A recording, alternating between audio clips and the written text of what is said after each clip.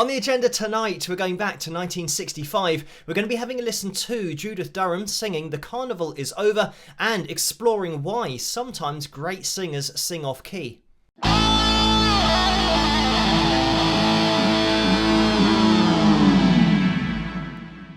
Hello, Phil here from Wings of Pegasus and welcome to another analysis video. If you enjoy this video, please give it a thumbs up and subscribe.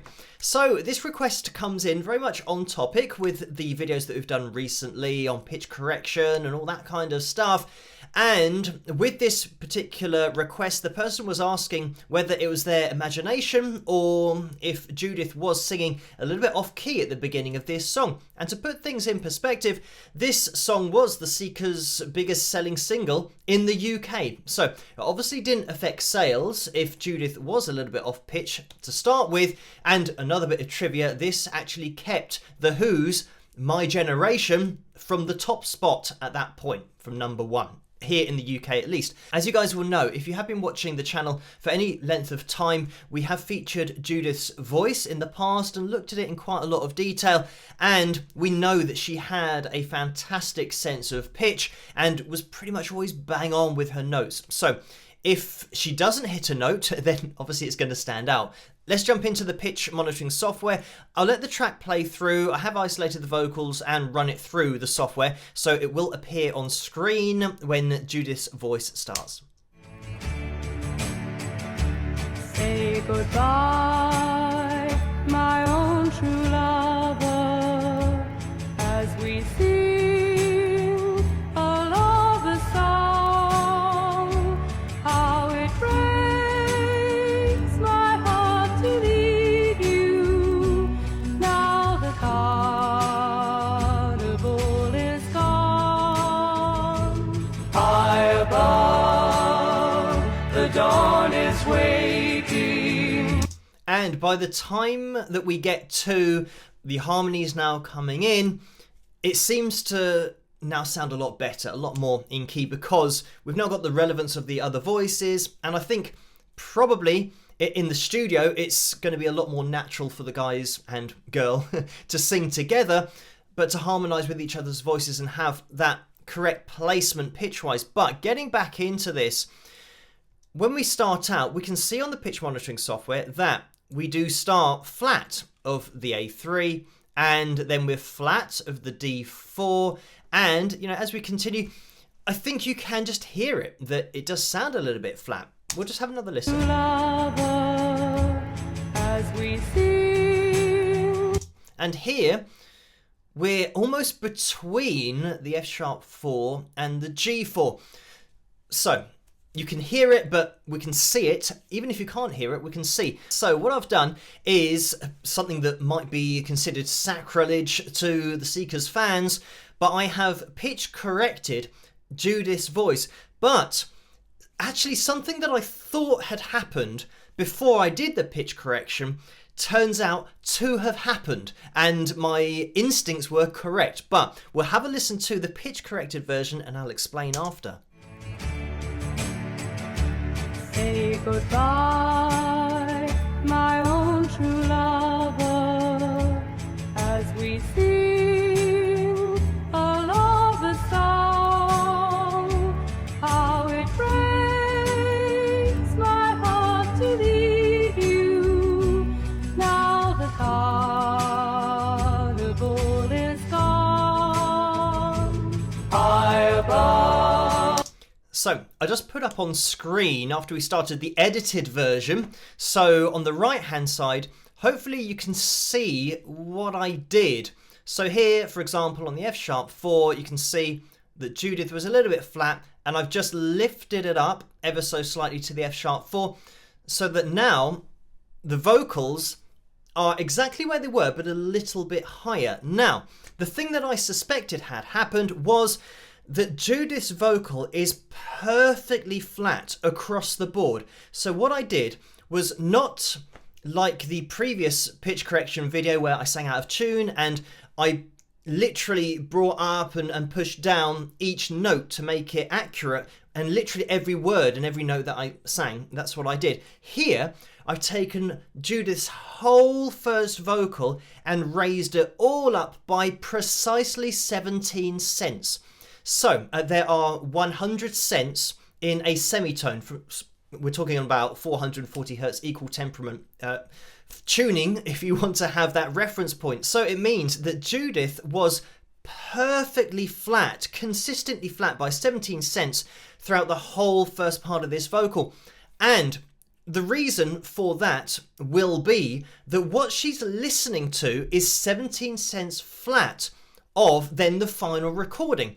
So, I mean, back in the mid-60s, it might have been a little bit early to have had headphones and recording the vocal that way. It's most likely been in a room and playing the track to Judith that she's singing along to on tape. And this is the thing with tape. Sometimes when it runs ever so slightly slowly, it means that that pitch is going to come down. And we know that the pitch has come down in a uniform manner. So something has been going consistently slowly. Judith is hearing the pitch, which actually is 17 cents flat, and she's singing perfectly in tune with what she's listening to.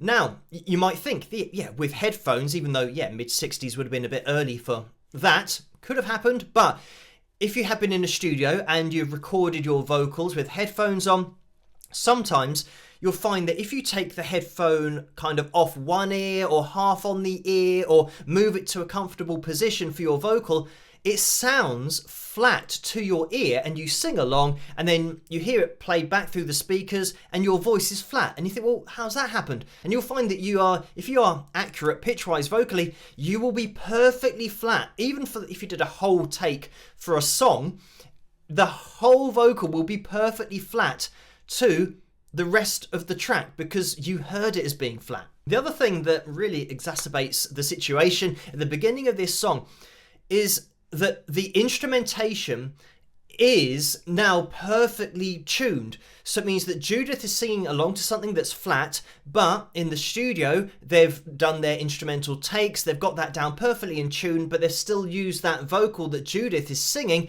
hearing it slightly flat, exactly 17 cents flat, which we can now deduce from the pitch monitoring software and my pitch correction. And it might have even been the fact that they recorded some instrumentation as a guide to then supply the vocal, and they might have been slightly out of tune, but then they get rid of that guide instrumentation, they keep Judith's vocal, they now tune up their instruments and do the proper takes in the studio and apply that behind Judith's vocal, but of course now her vocal isn't relevant to the backing that's being played. It might have also been the case that they recorded that first section separately because it didn't have the harmony vocals on there and it was just going to be Judith doing it. So, I mean, she could record that at any time. Nobody else really needed to be present for that. But then when they've recorded all of the vocals together, they are interacting with each other musically and harmonically. So it means that they are now blending their voices, applying all of the techniques that you will do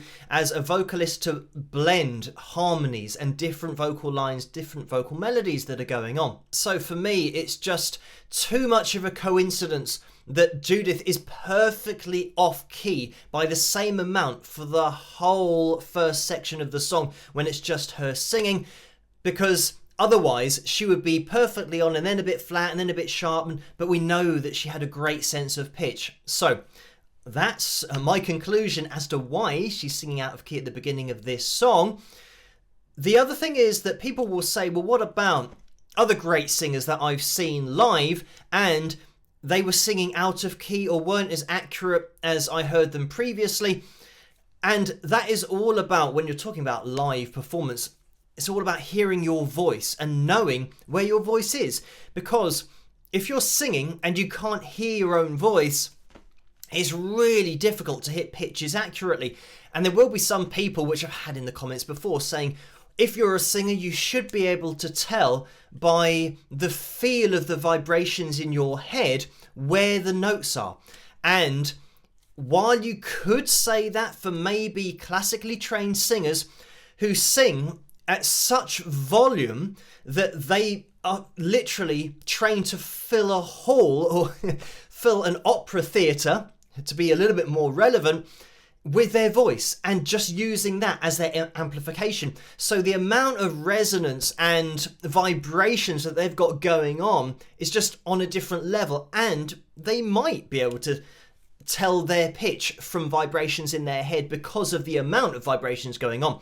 When you're talking about, folk in this particular genre, but pop music, you're not talking about classically trained singers, so the sound is often quite light. They're not belting out at a volume where they need to fill an opera theatre because they've got a microphone which is doing all of the work for them. So trying to judge your pitch on vibrations, I would say you won't get that in the pop industry, but just in the mainstream music industry, the vocals aren't at that level where you would be able to do that accurately. So the reason that great singers might sing off key when you see them live is that they haven't got a good feed going on in their ears of their own voice. They can't hear where they are. They can't adjust their pitch. They can't sing with any relevance to the backing because they can't hear their voice. They can hear their backing, but where's my instrument? So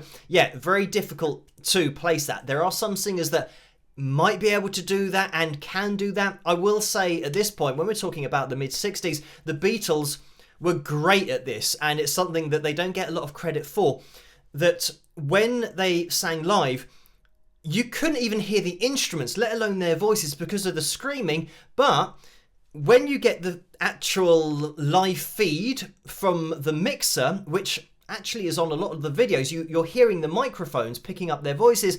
They can't hear their voices, but pretty much, I would say, across the board, for all of their live performances, their vocals were spot on. They were harmonizing with each other and they didn't have any reference points. So yeah, I mean, that's just a great indication of a top band being able to do that. But when we relate it back to the Seekers and Judith in this performance, she wasn't singing and couldn't hear her voice. She was singing to something that was flat. So it isn't applicable in this case. So bringing the conversation back to pitch correction, auto-tune, the things that we've been talking about recently, and that video that I did, I mean, it was great. It had a lot of views, which meant that we got a lot of comments and points of view. And a lot of people didn't really agree with a singer, adjusting all of their notes to then get it to sound like they can sing. And some people kind of still miss the point about it being an affect and not an effect, because effects are after the event, whereas this is fundamentally changing.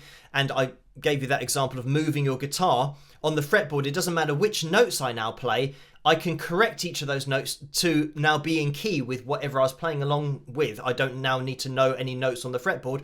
But with relation and in relation to pitch correction, this is a part that a lot of people mentioned, saying that if the singer was a great singer and they might have heard them sing live, and in the studio they might have missed a note or two, or a particular phrase was slightly off, they didn't have a problem with pitch correction being used in that case because they know the person can sing, and live they might sing that more accurately. It's just for that particular phrase in the studio, it might have been ever so slightly flat, ever so slightly sharp, just a little bit off.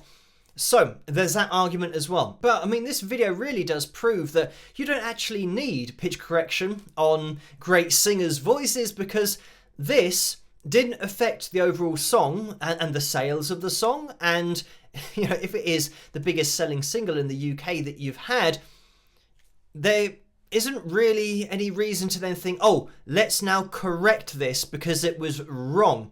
It's just an art, and people listening to this, they might have been able to tell that, oh, it sounds a little bit off, but it didn't really matter because people know that the rest of the song and the song as a whole sounds great. It's just this little section. And I don't know whether, if they were to do a re-release of this, whether they would change Judith's pitch because of the fact that it wasn't her singing out of tune, it was the studio playing either a guide track that was slightly flat or playing it back to her maybe at a slower speed than it should have been. Because, yeah, like I've already said, it's too much of a coincidence that she is perfectly out. So this is the other side of the argument, that people might have been to see an artist in the current day music industry and they sound a lot more pitchy and slightly off-key live, but on the recordings, on the albums, they sound perfectly in tune. And this is the point, that in the studio, artists are being pitch corrected just too much. They're just being snapped to notes, and then live, you're now hearing their real voice, which isn't as accurate as a computer, because it will never be. So that's the problem, that you will get, unfortunately, some artists who aren't great singers, and there's nothing wrong with not being a great singer, but a lot of people want to just hear somebody's natural voice, so then you know what you're going to get live, and that's what you pay your money for. That's the art that you go to listen to. And there's been so many examples in the past of artists who haven't been great singers and, haven't done vocal gymnastics, but their art is what people want to listen to. Bob Dylan is one of those names that just pops to mind. An art or a sound that then isn't represented live. It's a different thing. There's a cut-off between these two. That's where people have a problem, because they've paid money to hear this, but then they're getting that. And unfortunately, that's what pitch correction can do from the studio to then live. At the moment, pitch correction can't be used live. It's auto-tune is what's being used live, which obviously is advancing more and more with every literally day that goes past. The algorithm, the AI, which they might be actually relying on now, is getting more complex, and it's understanding more about how to change the notes. So it'll start to try and make them more natural, or sound more natural, so that when you go to see somebody live, they might be using auto-tune to try and get to the level of the pitch correction that happened on the album. I think a lot of people in the future will want to know, A, if auto-tune or pitch correction has been used on an album, and you maybe have a sticker on there, because otherwise people do see that as false advertising if you're listening to something that hasn't actually happened and isn't somebody's voice. So then, B, when you go to watch somebody live, if auto-tune is being used live, I think people would want to know that as well, because then, as a consumer, you've then got all of the information, and you can decide whether, if somebody's using auto-tune or pitch correction in the studio, and you know that, and then they use auto-tune live, and you know that, then you can decide, well, I like the sound of the music, so I'm going to go and watch it live, because I don't mind. I know what I'm listening to. If it was the case that people didn't really care, paying money to go and watch a gig, and it was auto-tuned, or even mimed, why is there such an outrage that people get called out for miming? It's something that happened to loads of mainstream pop artists, where they lost all of their credibility because they were miming. But then the argument would be, well, but if you like the overall sound of it, what's the problem? What's the problem with how it's being produced? The problem is the clarity and being able to make that judgment yourself as to what you want to spend your money on listening to. If you don't agree with it, why would you spend your money on listening to it and going to watch a live gig, unless you think it's live and unedited? But then that's the problem. That it's that transparency I think people want with the music industry. There are so many regulatory bodies of businesses making sure that you get what you pay for, that there's no false advertising, and the rules and the regulations to being a business and selling products, all that kind of stuff. But for the music industry, there's none of that. And I don't know whether it's something that people would want to have in the future, so you know what you're getting. And just me talking about it now, I'm thinking, why isn't that a part of the music industry? Because the music industry is a business. So why are you allowed to falsely advertise an artist and not say that, oh, by the way, we've reached this sound with this auto-tune or this pitch correction, either in the studio and or live?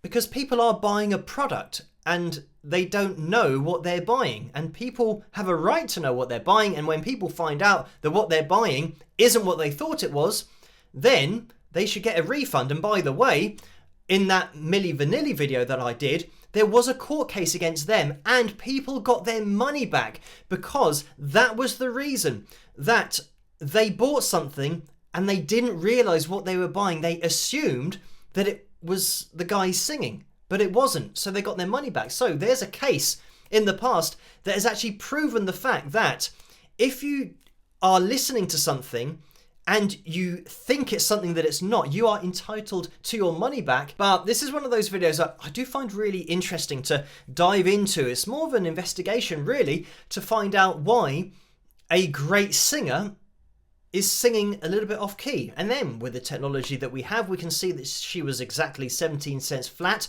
all the time. So great singers don't suddenly become bad singers, or singers who are great at hitting pitch don't suddenly become really pitchy and are all over the place. They are great singers, but they're just singing along to what they're hearing. But anyway, thank you guys for requesting this video. As always, keep those suggestions and requests coming in the comment section below. Let me know what you guys think. And if you did enjoy this video, please give it a thumbs up and subscribe. And I'll see you guys at the next one. Rock!